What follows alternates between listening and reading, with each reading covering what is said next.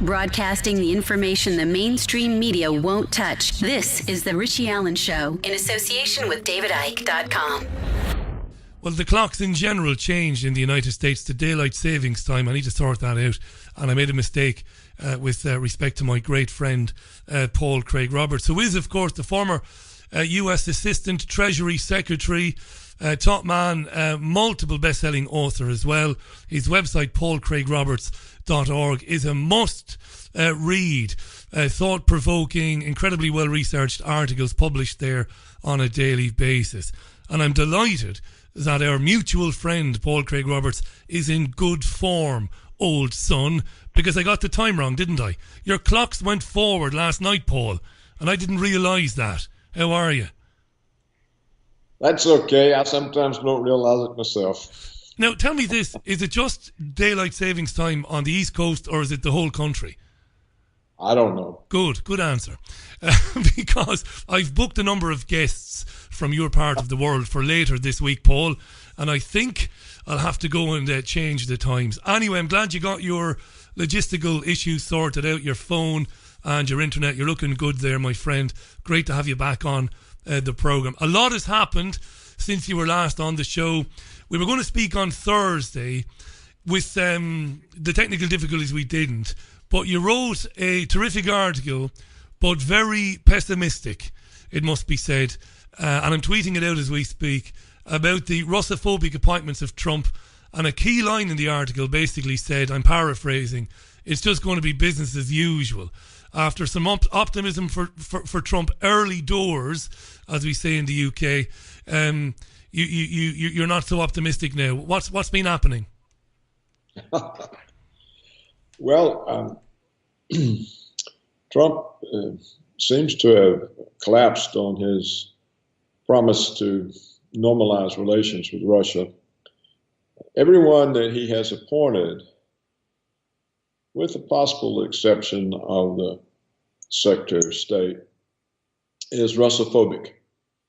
They believe all this propaganda that Russia is a threat to the United States, that Russia is secretly plotting to put back together the Soviet Empire.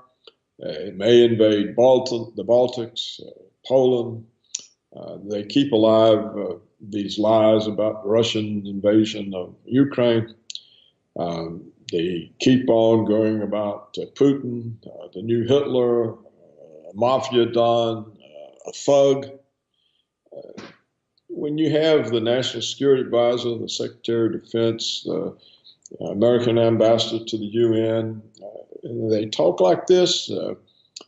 This is highly provocative. It's really worse than the Obama crowd was doing.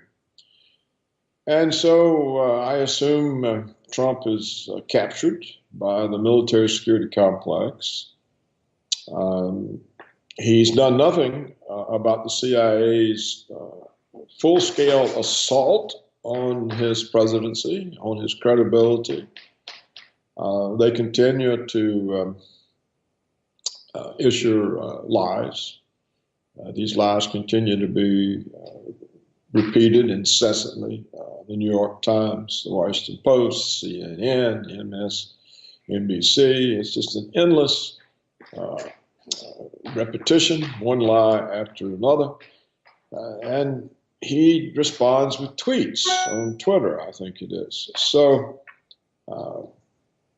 he's defeated. There's nobody in the government to help him.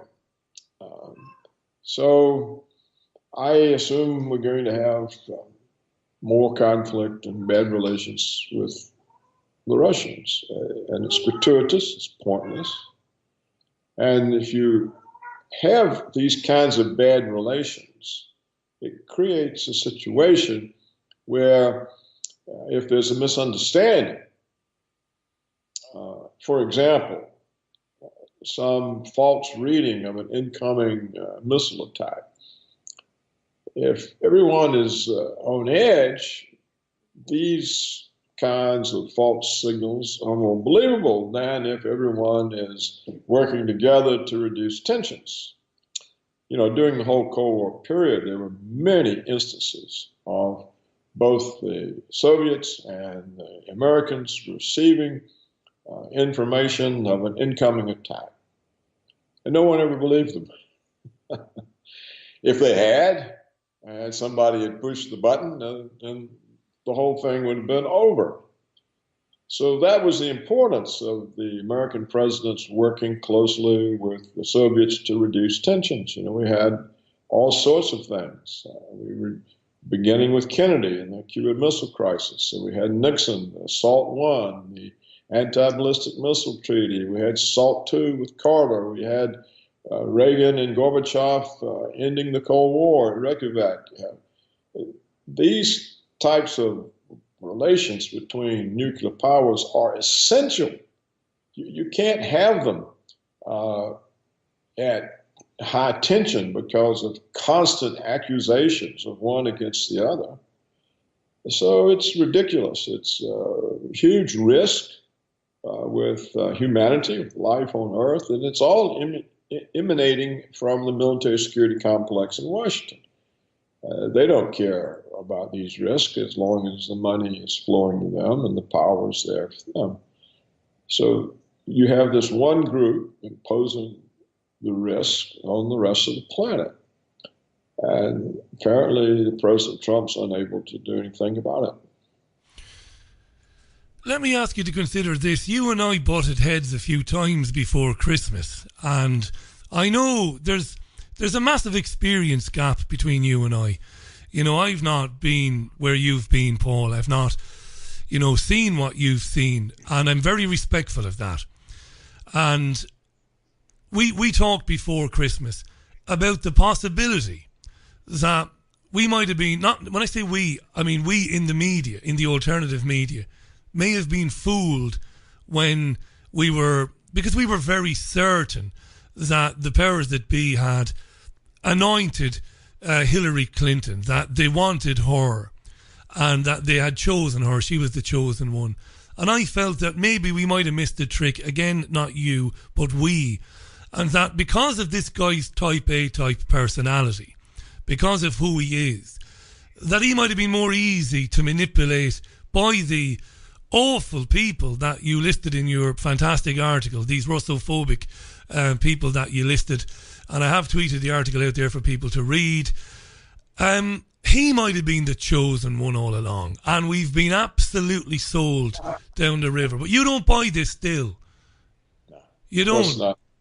Why? No, I think it was hopeful with Trump until he abandoned General Flynn, because General Flynn was committed to better relations with Russia and was the national security advisor. And General Flynn is also the person who ratted on the Obama regime for organizing ISIS and sending it to Syria.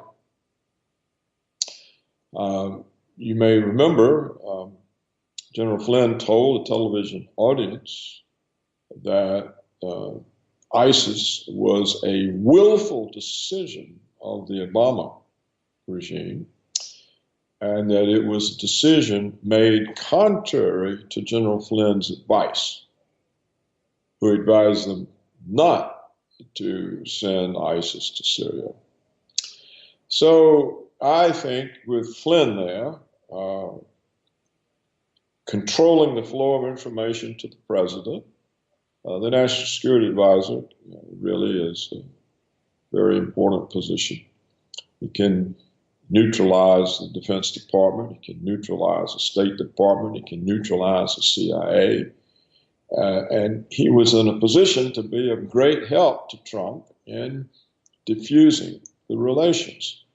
And so they realized that, and they went after him. And they flooded all kinds of lies about Flynn.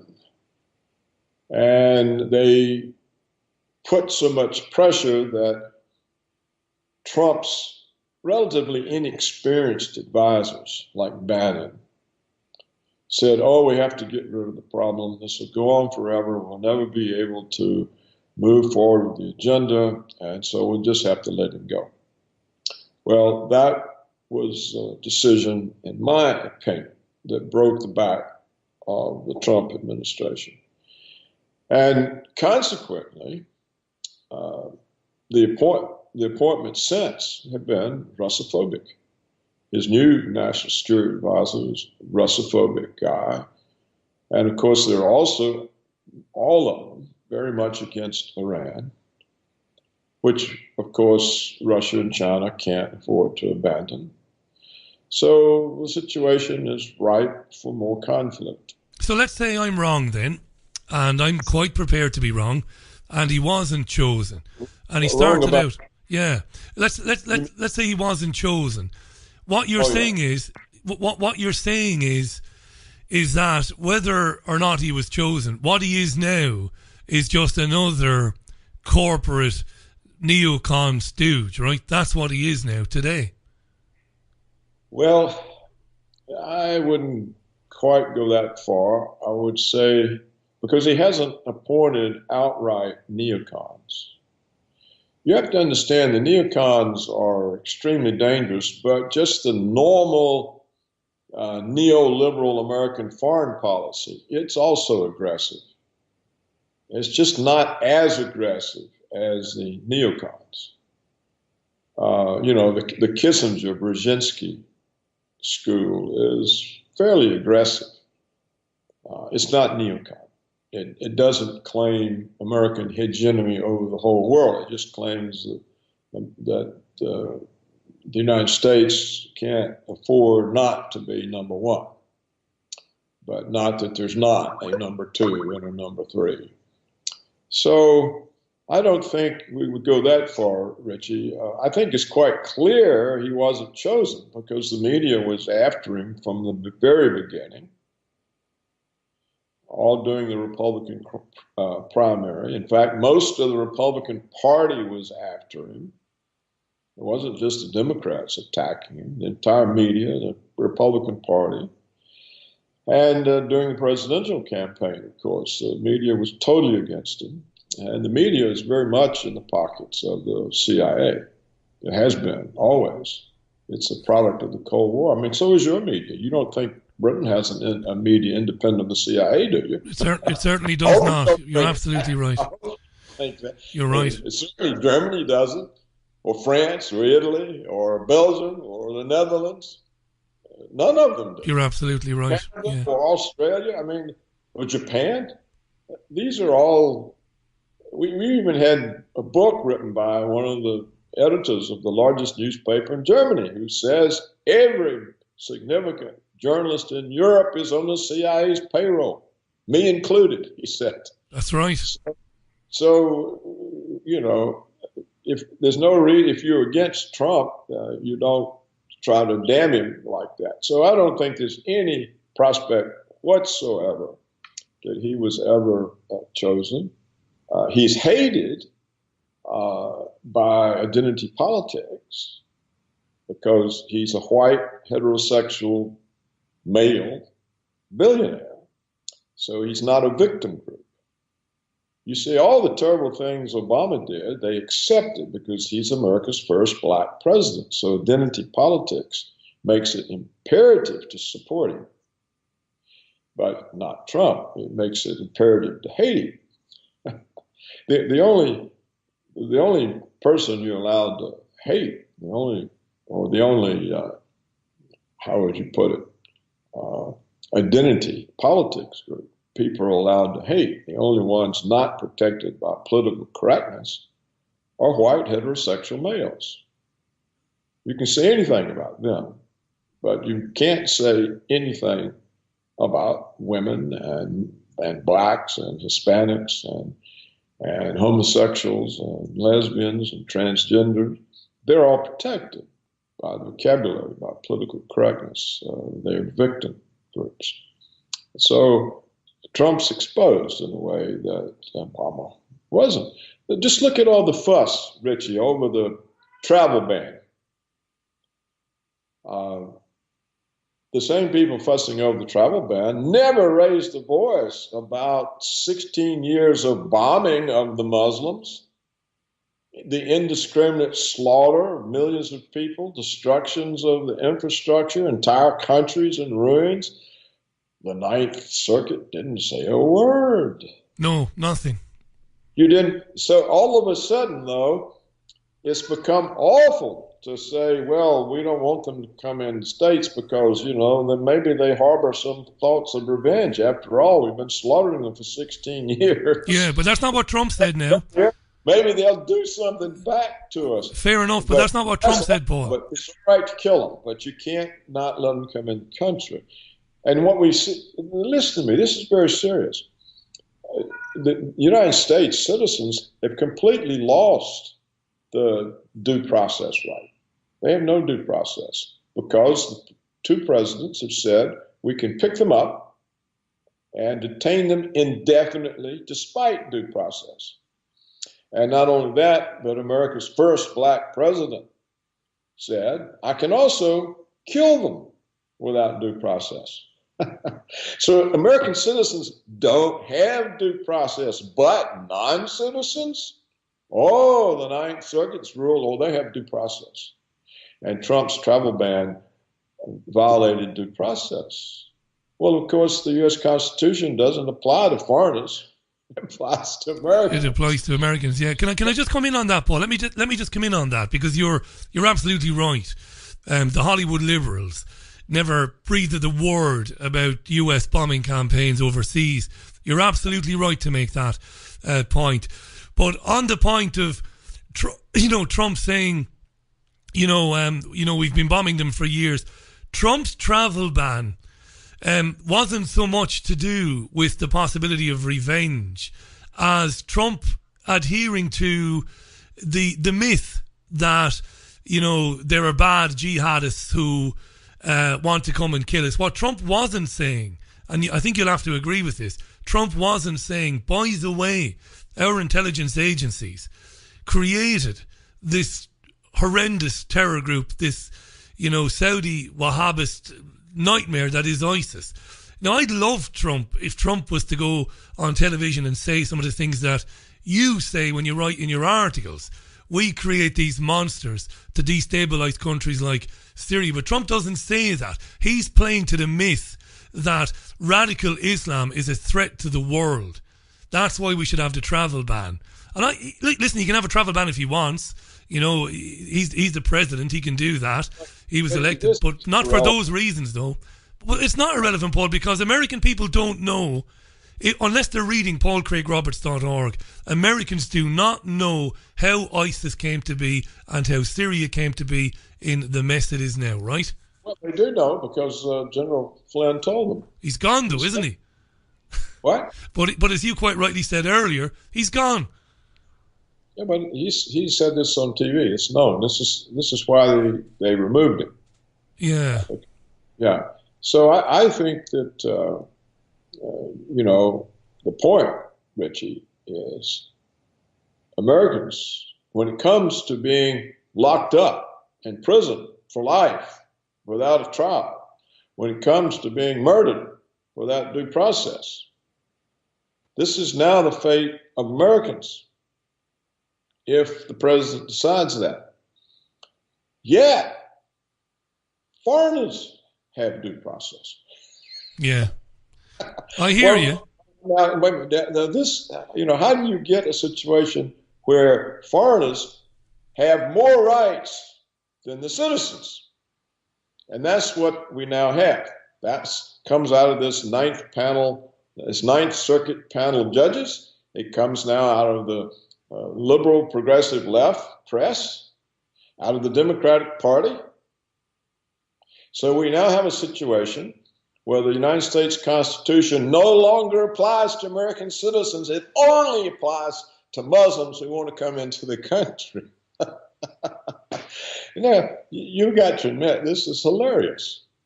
And it shows the utter total stupidity of the situation in the United States.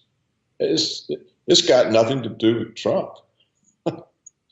this is an extraordinary thing where the citizens are no longer protected by the Constitution. Only the Muslim refugees from our wars. Tell me this, Paul. I'm not saying that I'm against the Muslims. I'm the one who has always said from the beginning this thing was a hoax. It was a cooked-up hoax for the neoconservatives to make the Middle East safe for Israel. And it was a cooked-up hoax to replace the missing Soviet threat, because the military security complex need to justify its budget. It's got to have an enemy. So I've always said the Muslim threat is a hoax. Though now I think possibly after 16 years of being bombed and killed and destroyed, probably some of them probably don't like us. Yeah, of course, yeah. Let me ask you then, just to go back to this, and then I want to talk about France and Holland, and I know you've written about the movements in France, the nationalist movements, which I have a lot of sympathy with, as you probably expect.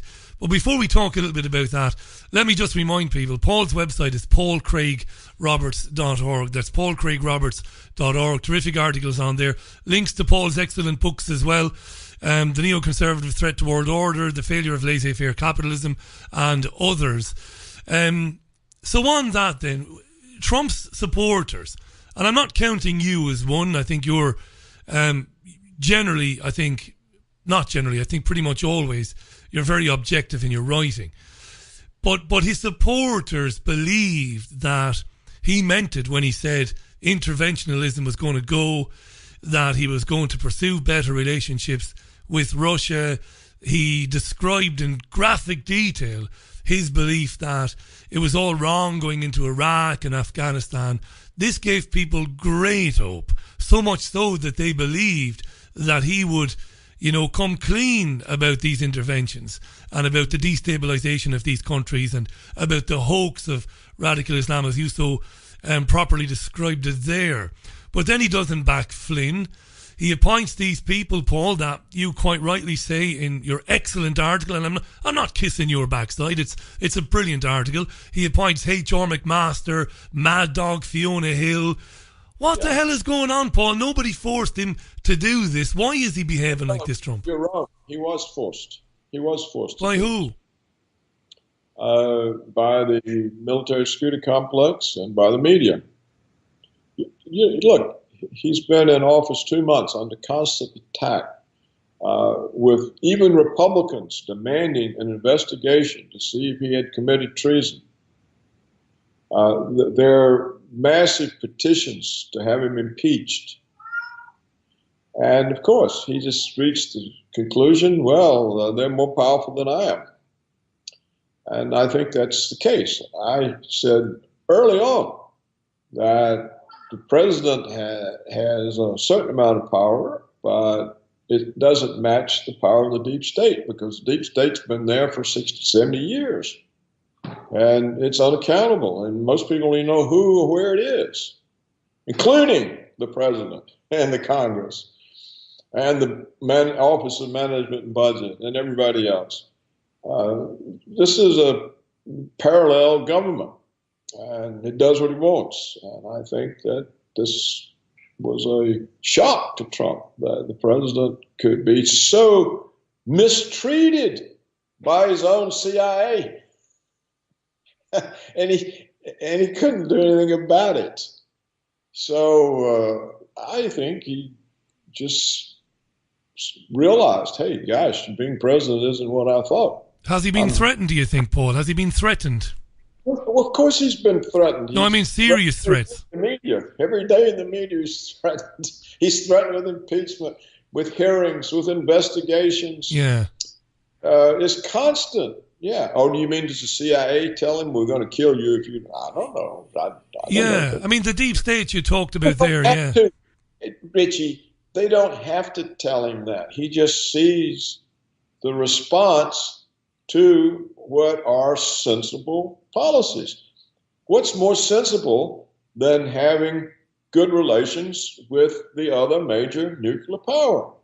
Nothing is more sensible than that. Yeah. That's the important thing on earth, is for Russia and the United States to have stable relations, confidence in one another, trust in one another. What we've had now, the complete destruction of the Russians' trust in the United States, going all the way back to the Clinton regime. We broke every agreement, every treaty. We've told every lie. There's no trust there on the Russians' part. How can they trust people like us? That the things we've done, the misrepresentations, the threats, the name calling, it's essential to restore this trust. The whole life of the planet hangs in the balance. And so, yes, Trump said he understands that. He'd rather do business with them than go to war with them, which makes perfect sense. And so we thought we had a chance. We had no chance with Hillary.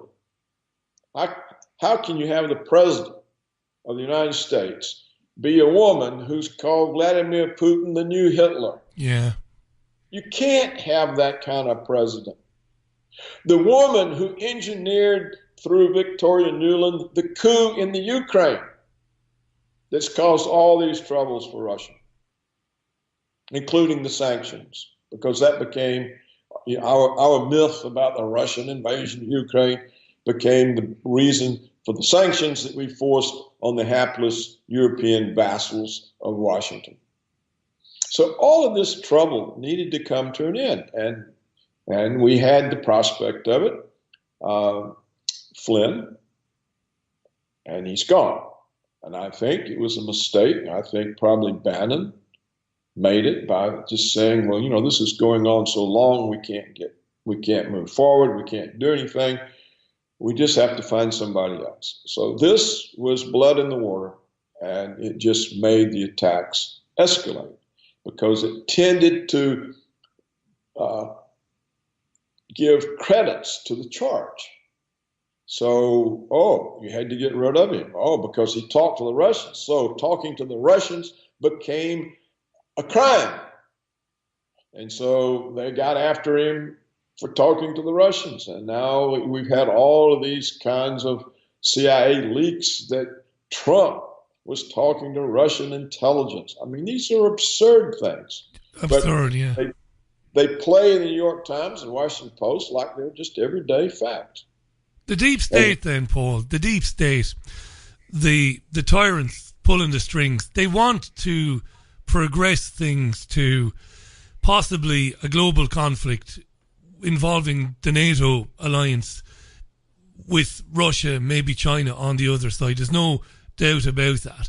And if let me just finish this question. If you're right, and I think you are, you've said it's over, there'll be no change this time with Trump. First of all, how incredibly depressing that is, even though you're right. What does the ordinary men and women of the United States, what can they take from that? What can they do about the course with which they're being set upon that they have no control over? What are they to do, Paul? I don't know. Yeah? I don't know. I don't know. We have to, people can surprise you eventually, but I don't really know. I don't think, Richie, that the military security complex intends to have a war with Russia. They intend to have Russia as a threat. And so what they object to Trump is that he was removing the threat with normal relations. I don't think the military security complex wants to have a thermonuclear war. I think even they are smart enough to know there won't be not a nuclear left. war, no. But what they want is a serious threat. They want the Cold War back in spades. And so they need a major power with all kinds of nuclear weapons, and Russia fits the bill. The Muslim terrorists don't. So they want Russia as a threat, and that's what they object to Trump for, because he says, no, we've got to have them as business partners, as normal relationships. So I don't think they want to have a war, but I think they're going to get a war simply because, like I said, there's too many ways that the information can be misperceived. You can get another, suppose Russia gets another report, incoming American missiles. They're going to be more inclined to believe it than if Trump was normalizing relations. So if they hear instead the NATO commander saying about all this stuff about Russia, which they say every week, if you just look at some of the statements that come out of the NATO commanders, out of the EU, out of the Pentagon, wherever, it's always the Russians are threatened, they're doing this, they're going to do that. They could invade the Baltics any time, some idiot American general said not long ago. So when you keep feeding people this image that you have of them, they believe it. And they say, well, damn, they are going to attack us. Why are they having all these constant military maneuvers? Why are they putting anti-ballistic missiles on our borders? Why are they doing all this if they don't mean to do something? So the provocations that the United States is responsible for is creating a frame of mind in Russia of being threatened by the West. And this is dangerous. This is not what you want. You don't want them to be threatened. You don't want them to feel threatened. And it's also what they're doing in Washington. They're trying to make the Europeans and the American people feel that they're threatened by Russians, which is a joke. So I just don't know how this can come out good. And Trump was a chance. Like I said, he was a strong, determined, egocentric man. But he seems to, he fights back on Twitter. I mean, he does stand up to the press. He ridicules them on Twitter and doesn't, back away from it. But he doesn't now have, as far as I can tell, a government capable of normalizing relations. And they're trying now to get him to use better relations to achieve something else. Maybe to break up the Russian-Chinese alliance or other things that will just make Russia and China more suspicious and less trusting. So I think on the whole, that's the situation. They don't want war, but they want an enemy, and if you have an enemy, you always have a chance. And you can scare people. I mean, look, you're absolutely right. I don't see the thermonuclear thing either. But I think what you're hinting at is more of these proxy wars fought out in various parts of the world, like we're seeing in Syria. And of course, that's just as bad. You mentioned there, Paul, about the Twitter thing. This is what I can't understand. And I've been working in commercial and national media for years. I don't understand this Twitter nonsense. Forget his narcissism and his egocentrism. Why Trump wouldn't agree to a series of live one-to-one interviews with these very disgraceful, alleged media outlets that we're talking about. And why Trump wouldn't sit down in a live situation in front of the American people and say, put the onus back on these pathetic so-called journalists and say, listen to me. If I'm Trump, I'm going to say, listen to me. Listen to me, not because I'm the president, but just listen to me for a minute. Are you really trying to tell me that it's okay to be carrying out military exercises on Russia's border with Norway? Are you really telling me that it's okay to be telling lie after lie? Why doesn't he do that, Paul? It's very simple. Richie, obviously, it would just prove that he was in Putin's pocket. He's trying to, he's in the situation now, Richie, where if you try to normalize relations with Russia, it means you're their agent. You're working in behalf of Russia. This is the way they have defined it. It's not defined as you're working in order to have peace. No, I'm aware of that. If you want to have good relations with Russia now, essentially the United States It means you are either a Russian agent or a Russian dupe. So he does nothing then, Trump. He does nothing. Like, can we finish this? Your audience needs to know this. You need to know this. Go ahead. I remember the prop or not list of 200 Russian agents. Yes. Okay, I was on that list. Well, now, according to Stephen Lindman, Harvard University Library has put out a list of Russian dupe agents. I'm on the list. So is Counterpunch. So is anybody who has ever said, hey, you know, it's risky to have bad relations between nuclear powers. That is enough to prove you're a Russian agent. So if he goes on TV with these CNN people or any of the rest of them, they're committed to getting him out of office, not to giving him a fair break. So if he were to prevail in the debate, they wouldn't even run it. What they would do, they would say that Trump was out defending Russia again today. Do it live. Defended Russia in this way. He's always defending Russia. He's at it again. He's still defending Russia. That's how it would play, Richie. That's all the American people would hear. They would hear, oh, he's defending Russia again. You see, I'm defending Russia right now. According to now, look, this isn't some unknown prop or not group that nobody's ever heard of. This is, according to Stephen Lindman. I haven't had the time to check it out. Yeah. He posted this, and he says Harvard University Library has put out a list of fake websites. And so there you see, it's how bad it is. And how do you explain it? I've tried to sort of explain it in the limited time we have. And so I think it's a situation you have to be very much aware of. It's now very difficult to say anything sensible about Russia. You know, they started this type of attitude, creating this attitude that if you favor relations with Russia, there's something wrong with you. You may remember that Stephen Cohen, he is our last remaining Soviet expert, a Russian expert, emeritus professor at both Princeton and New York University, two of our finest universities. His wife is editor of The Nation. Okay, early on, they branded him some kind of a Russian dupe. He, of course, knows more about Russia than the entirety of the Western press put together.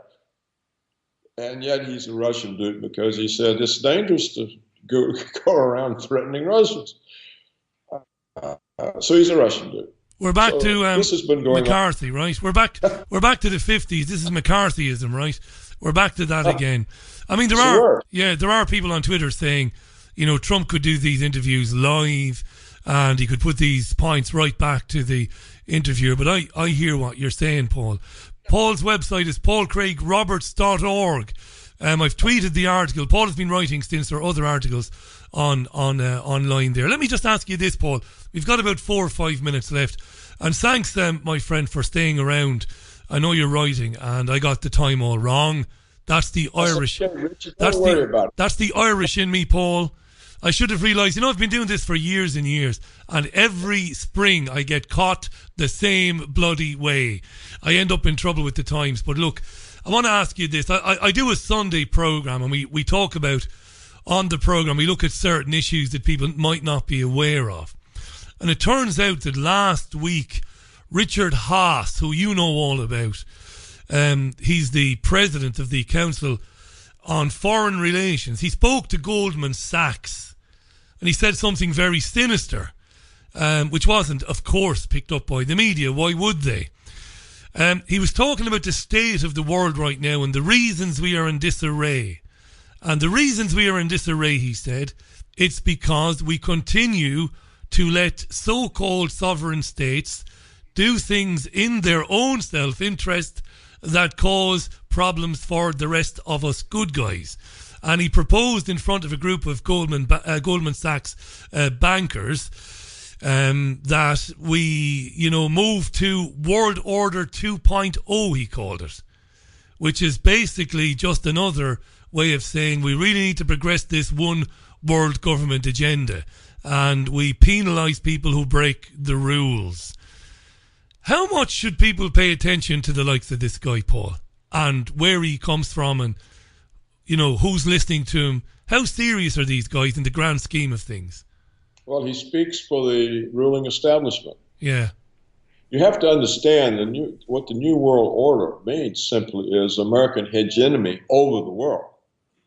It doesn't mean some kind of a world-based democratic government. It means the American empire. And of course, what's in the way of the empire is Russia, China, and to a lesser extent, Iran. So these countries are in the crosshairs. And this is why we have so much animosity toward them and so much proclivity to conflict. When the Americans say that something is going wrong in the world, what they mean is that the United States is losing control or doesn't have complete control and needs complete control, and the world is never okay until Washington has complete control over everything. That's what it means. It doesn't mean anything else. And so it's a merging of the old neoliberal international interventionist with the neoconservative American world hegemony, with the material interest of the military security complex and the banks. Because, of course, the more dominant America, the more dominant the American financial institutions. So that's what it means. It means the rest of you guys got to get in line. I mean, why do you think the pound is doing so poorly and under such attack? It's Washington paying you back for Brexit. Yes. Yeah. Yeah. And so there's all kinds of ways that Washington has of paying people back, and including me.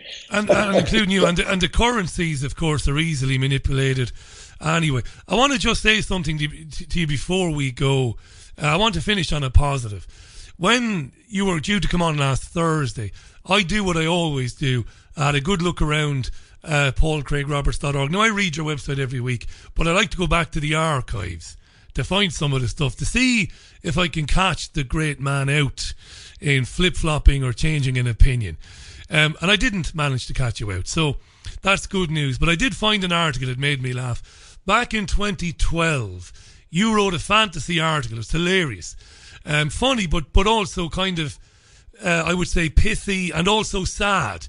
It would be the Paul Craig Roberts cabinet. If you got to select your own cabinet, it was fantastic. You had Norman Finkelstein as the US ambassador to Israel. You had Gerald Saleh. Yeah, it was hilarious. You had, I actually said on Thursday, they deserve Finkelstein. I mean, they properly. I know Norman quite well. I've interviewed Norman many times. You had Salente in there as well. You had some brilliant characters. It was just very funny. But you know what? After laughing for a few minutes, I kind of sighed and I thought, you know, what a different world it would be, Paul. What a different world it would be, eh? Listen, thanks again for coming on, and thanks for sticking around.